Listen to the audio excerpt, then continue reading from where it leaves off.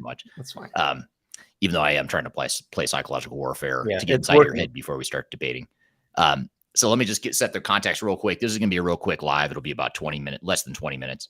We're going to stop at the top of the hour just to commitments, but we thought it'd be kind of fun just to get on the live here and practice what we're going to be doing at the upcoming Digital Stratosphere Conference. It's October 4th through the 6th in Denver. You can scan the QR code that's on the screen in front of you, and it'll give you a just the full agenda, the lineup, the registration info, all that stuff. But the reason we want to do this live is because AV and I are doing a keynote session at the conference where he and I are actually going to debate, and we're not going to have predefined positions. We're going to have a moderator that's going to give us a decision point, and we both have to pick a side, opposite sides, and we have to debate opposite sides. And it's related to stuff around digital transformation and ERP implementations and common decisions that organizations have to make. So we're going to try and make cases for both sides of the spectrum. So the only rules here today are that I'm going to say the topic, AV is going to pick his position, and then whatever he picks, I'm going to do the opposite. And I'm going to make the argument against him. So I don't know what he's going to say, but I think we know each other well enough that we can probably figure it out. But yeah, we haven't prepped. This is prep for this. Yeah, this is our prep. So you're getting to watch how the sausage is made. The only rule here is that there is, of course, smack talk allowed, but the one rule that does exist is that we cannot say it depends or say both. We have to pick a side, and that's the hard part for both of us, I think, because we're career consultants. Yeah, how do you do consulting without saying it depends? I know it's a tough it's a tough one. But let's try it. Yeah. Let's jump in. Let's do. We're gonna start with some real simple ones. And by the way, I'd love to hear from the audience. Any topics that you would love to see debated here. Just drop it in the chat. We're watching the chat right now. By the way, if you could also just drop in the chat what city and country you're joining from. We'd love to see, as we're debating here, what city and country you're from. So drop in the chat where you're from. And then if you have any questions or topics you want us to debate, we'll do it right here on the fly. So you can be part of this prep for us and getting us warmed up here. So thank you in advance for that. So the first topic will be cloud versus on-prem systems. What's your cloud? Okay, cloud. Yeah. Why? Because, cost effective. It's always up to date. At least the marketing says so. And you don't have to have a server farm in your basement of your office to keep up with and spend capital dollars every other year because something goes down. You don't have replication on premise. Cloud just works if you set it up right. Right. What do you think? Well, I have to pick the opposite since it doesn't matter what I think. What matters is now I have to debate. I have to make the case for on-prem. So what I'll say about on-prem is that it's more flexible. It may be higher capital cost, but longer term maintaining the software can be lower than the ongoing annual subscription costs. More flexible, easy to, I already said flexible. I'm running out of stuff already, but so I'd say those are the two main things. Is it could give you more of a competitive advantage, and at least when it comes to the big ERP vendors that are legacy on-prem, those legacy on-prem systems have more maturity, more capabilities built over decades of R&D. Whereas a lot of those big cloud vendors or a lot of the big ERP vendors are still making that migration over to the cloud. That comment does not apply to NetSuite, Workday, Salesforce, those vendors that were already always in the cloud. So that's my stance, and I'm sticking to it. I think you said it depends without saying it depends. Very nice. I know you picked up on that, right? So I'd love to hear from the audience, cloud or on-prem. Let us hear your thoughts as we're going through these other topics here, or who won the debate. Maybe that's another way to put it too. Tell us what you think of cloud versus on-prem, and or who won that debate for that question there. How about this? How about waterfall versus agile implementation methodologies? See, because I listened to the live yesterday, and the gentleman from Taft was on, and he said that agile is an excuse for not getting it done. I'm going to pick waterfall. It's just easier to track. To me, it's like you have milestones, you have segments of a project you get done, move on to the next thing after you've accepted something. Agile to me it's a dance. You're never quite certain where you are. You need Scrum Masters and you need all kinds of certifications to keep up with what Agile might mean to that particular group of people. Waterfall it is for me. Okay. So the hard part of this is I have to debate the other side, even if I don't agree with what I'm about to debate, which is the case here, I'll say. But I am going to make the case for it because that's our that's our job here. We can't. Rules of engagement. It's the rules of engagement. I've got to debate now why Agile is better than Waterfall. And so what I'll say about Agile is it allows teams to move faster in the implementation. It gets more of it gets more immediate business value, so we can get technology deployed faster and get it in the user's hands to get feedback and to be able to pivot and really deploy that technology and get some value out of it, rather than going through all the sequential phases that Waterfall requires. So I'm going with Agile for that reason. Okay, I think I won that one. 2-0. Is it 2-0? Well, let's see what the How about audience this? You pick the next topic. You go first. Okay. Let's see what I can do. Okay. Well, then actually, the next one I had here it might be a little bit easier. It's a little bit more gray, so this will be interesting. But how about the audience? Who's winning this so far? Or even if you want to pick one of those two debates, who won the debate there? I've got to do this though, just because it's kind of fun and it's a nice little break or not a segue, but just a way to lighten things up before we get to the next topic. This is from Will on YouTube. He says, Iron Maiden versus Cher. Discuss. So I'm fresh out of a Guns N' Roses concert, so it's going to be Iron Maiden for me. Yeah, I knew you were going to say that right before we went live. You were telling me about that show, and I'm a bit jealous that you got to see Guns N' Roses. So you're picking Iron Maiden. What about musical merit? You pick Iron Maiden over Cher? Musical merit, I would pick Cher. But the ability to scream that loud. Come on, Iron Maiden's got it. Yeah. She's got a good range. She has a definite target market, but Iron Maiden has good range. Very good musicians too, by the way. They're extremely good musicians. And it's more apt for ERP consultants and projects in general. Iron Maiden works better. Like the intensity and the anger. Yeah. The tension. Good consulting music. Yes. Right. Great. Okay. How about so the next one is single integrated ERP versus best of breed. Ooh. And this is a tough one for me, actually. So I'm gonna pick best of breed, and I'm gonna say best of breed is better than integrated ERP because you can find a solution that fits all your diverse needs within an organization. And this is even more true for the bigger, more complex organizations that have more diverse needs. So I'm going to say for those reasons, best of breed. I think it gives you more flexibility. The concerns with integration and single source of truth and data silos and things like that used to be a big challenge with best of breed, say 10 or 20 years ago. Mm-hmm. I think the industry has done a good job of creating tools and made it easier and less risky and less cumbersome to integrate best of breed. So because of the business value and the functional fit, or potential functional fit, if you find the right best of breed solutions, I'm going to go with best of breed. Well, I'm going to start with the same caveat. I may not believe in this, but I have to debate my side. Single ERP is best because you have all of your data sources in one ERP system. The source of truth is one product in one system. You're not relying on a Snowflake or any kind of API connectors to bring in data that might not be accurate from another best of breed solution. So it's all contained, it's all controlled. And you're also with one vendor potentially, right? Or one system integrator that knows the system in and out and where all the tentacles go. So it's all in-housed. It's like Apple. Yes, you have other apps that you buy on the App Store, but in the end, it works on the Apple ecosystem between your iPhone and Mac and whatever other products you might have. Right. Good point. Strong attempt, but clearly I won that one. So it looks like I'm up 3-0 now. Unless the audience feels otherwise, I'd be curious to hear from the audience. I think we need rules of engagement need to be defined here. And what counts as winning, the truth or how well I debated. Yeah, just because I said it's true and just because I said I won must mean that it's true and that I won. Right.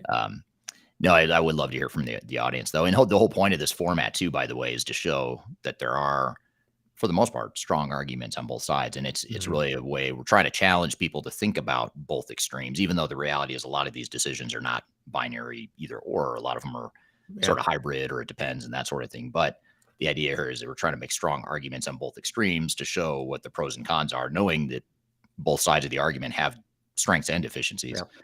And hopefully that helps the audience here and people that hear the debate live at Stratosphere. Hopefully it helps them make better decisions for their organizations too. And it really depends. I know we agreed not to say those words, but Come on, depends on your agency, your budgets, your in-house staff, what kind of talent you have in IT. That's very true. Yeah. Yeah, and a more vanilla organization, for example, might find that single ERP just makes way Mhm. more sense than a multinational organization that Right. is independently operated and supports flexibility and that sort of thing. So those are the sorts of things you've got to think about. Yeah. Um, let's see. What about getting more on the business side of things? Maybe a little less technical, but more on the business side.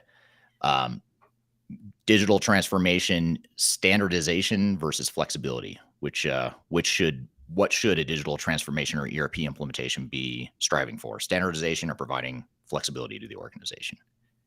I think it's your turn to pick again. Okay. Um, I'm actually going to debate the side that I actually don't necessarily agree with. Just because it'll get me thinking about this stuff in Mhm. case I have to debate it in the at the conference. I'm going to say standardization and common business processes, having a common operating model, consistent way of doing business, drives efficiency, drives profitability, drives consistency throughout the organization. It drives a single platform that it can be more cost effective longer term. So for those reasons, I'm going to say standardization. I'm going to go with flexibility because I believe in it. There's a place for SOPs and processes, but I think we need to get to a point where, especially with the new workforce, they don't necessarily react to that really rigid rules. They need flexibility to be creative, to get their creative juices flowing. So that really flows into the business practices. So I'm going to go with creativity because going with your gut and therefore being more creative about how you solve business problems can then be applied to policies and structured procedures. Uh, I don't think procedures and real rigid processes have all the answers. Yeah, yeah, yeah, You and Noah. and you can see how a lot of these decision points that we're debating are sort of tied together because as you're describing that response, I'm thinking about the agile versus waterfall and single ERP versus best of Mhm. breed. All these decisions are interrelated. So you make one decision, you kind of have to make sure that the other decisions you're making in a digital transformation tie together in some way. So for example, if what you're saying is true, where you want flexibility and innovation, uh, waterfall may not be the best approach. Maybe it is more of an agile in that case. Mhm. But if you're really trying to drive efficiency and trying to drive more of a common customer experience, then waterfall and single ERP system might be two decisions you make as it relates to that. Here's one that's not really necessarily a debate, but I think it's because it's an audience question. It's worth pulling up here. This is from Mohammed on LinkedIn. Mohammed asks how to selecting the right ERP for your organization. You know, what are your thoughts on how to do that? What are the most important things there? I don't know that we'll necessarily debate this, but maybe Yeah. you can share your Like, thoughts there. we can turn this into a debate question, right? What do you pick the product before you study your processes and redesign them? There you go. That's a good one. I like that. Yeah. Let's do that. And I'm going to go with you study your processes, do your homework, document everything you need in terms of requirements, how you're going to redesign your processes, and then pick a product, not the other way around. Okay. Wow, this is tough. I'm gonna debate the polar opposite of what I actually think. So I'm feeling a bit nauseous. I'm throwing up, having dry heaves because I feel Yeah. sick that I have to debate this. So I'm going to You say the can just opposite. I'm going give to say up. you pick. You can say white flag, you win the point. I can forfeit. Yeah. Forfeit the question. No, I'd say let me make an argument for picking the technology first. You can't know what your business processes are going to be unless you know what the technology is, and most organizations don't necessarily know what technology or how technology could help them improve their business processes. Right. So you don't want to do that in isolation. You want to pick the software and then look what the software can do, and then use that to enable your business Yeah. processes. So how's that for Yeah. an argument that I do not believe in? No. No. The middle path, I think what both of us do in our practices is a lot of our clients have never seen a modern ERP. So at some point after we've gone through the process study and visualization of the future, we'll show them what a modern ERP does. And at that point, it's too late to just go off of one vendor's demo because people have had time to think about it. So I think the Right. answer is in the middle, as always. Yeah, absolutely. I agree. Here's a question, and maybe we can turn it into debate. This is from Abo on YouTube. Hey, all in greenfield environments, no approved processes, no clear policies, only new strategy, new structure, and going into a digital transformation. Can you guys give the priorities to start? So, in other words, we're very immature. We don't have mature Yeah. processes or established or documented processes. We're going to do a digital transformation. How do we start? So, do we start with business processes, like you're saying, or do we start with tech, or is there some other answer there? I'm going to pick, and again, not necessarily what I believe in because it depends. Go with digital transformation. Look at the example of Kosovo as a country, one of the newest countries in the world. They are probably the most digitized country on the planet because they're small and they had nothing. They just started from scratch, and what they did is they just went for it. Everything is digital. Their passports, elections, driver's licensing, everything you can think of from government services, which is my world. It's all digital. And I think they did, because I've talked to a few of those people, they figured out the processes as they went along because they started with the outcomes and in terms of what digital services they want to offer, went and picked it or built it and built the processes alongside. Success Right. story. Yeah. No, it's a great point. And I think what we're both sort of circling around or convalescing or coalescing on is that there's a hybrid, right? It's Yeah. you've got to have a clear vision of what you want your processes to be, but you also have to recognize that you don't know what you don't know, and technology is going to help you in ways that you may not recognize, especially if you think about artificial intelligence and BI and predictive analytics and things that you just don't have right now potentially in your Mhm. organization. Knowing what the technology can do can help you rethink how you do your business processes Yeah. for sure. So Mohammed said in response to the question about where to start with ERP selection, he said very good answer. However, Mohammed That did was not to tell me. us what's that. That was to me, right? Well, that's where I was going with it. I was like, Yeah. Mohammed, you've got to make a decision. Who won the debate as it relates to your question? Because otherwise, we're just going to be Avi and I are just going to Mm. be bragging each other without any substance behind it. But um, well, good. Well, I know we've just got a quick little window here that we wanted to get on and do this live. I'm going to do while you're describing it, Avi. Why don't you talk? I didn't do a proper introduction. I just said you're Avi, I'm Eric. Let's go. Let's Yeah. debate. But we didn't talk about our respective companies. Maybe tell us a little bit about Avero, and I'm going to pop up the QR code for the conference here, and we'll talk about that here in just a second. In the last minute we have here. No, no worries. Yeah, Avero is a IT and digital transformation company. We focus on local governments in the US, modernizing their operations through IT strategic planning, digital transformation planning, and ERP replacement and implementation practices. Within that, we do a lot of business process redesign. So all of those questions about that were pertinent. I truly believe in doing processes before picking the system, and we have a practice built just around that for local governments in the US. Thanks, Eric. Great. And Third Stage Consulting, which I'm CEO of, is also an independent tech agnostic firm. We do some public sector, mostly private sector, which is why our two teams complement each other so well. We're both co-sponsoring Digital Stratosphere October 4th through the 6th. So be sure to scan the QR code, check out the agenda, and hope to see you guys there. So thank you everyone for being here. Thank you, AV, for doing this live That was here, fun. and look forward to destroying you at the real Yeah, debate you're in going October. down, man. Going All down. right. We'll see about Bye. that. All right. Have a good day, everyone. We'll take care.